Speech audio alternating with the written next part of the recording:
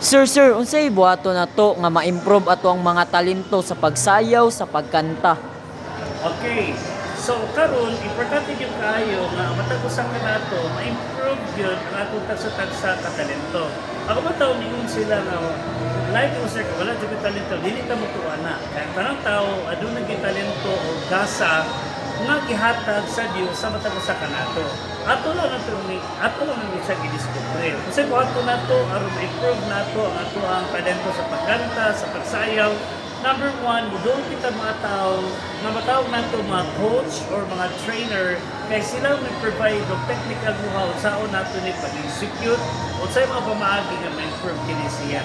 Now guys, kung desidido kita o trisado kita ma-improve ang ato ang skills at ang talent, duha gid ka buok nga point na advice nga ihatag diha. One point or one advice is need kita na gitawag nila good listening and learning attitude. Magminaw ta sa ato mga trainer. Kung gusto kita improve, ang training na ba, dili na ba siya komportable? Na yung mga times na ang ato ang mga training kapoy kayo, mabilang ta, hago kayo, pero wala tayong mabuhat na. Importante yung kayo nga maminaw ta sa mga trainer sa ipabuhat nato aron ma-improve ta sa ato kagalingon. Wala siya mo develop kung sige ta o negative o sige ta o refuse sa ihatag sa ato mga trainers kay diha naman nga way ta mo improve, no?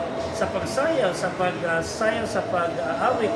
So tanan-tanan ihatag sa ato mga trainers. Ato buhaton lang medyo lang kita maminaw kanang gitawag nato good listening, sige paminaw o good learning attitude i-apply unsa ang itudlo sa inyong mga trainer.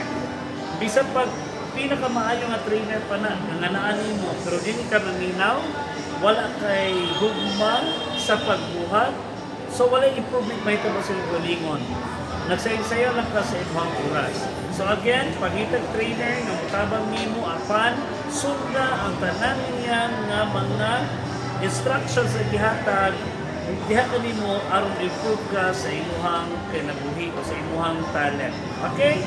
So mo lang improve advice ihatag sa inyo karon. Okay, wala comments.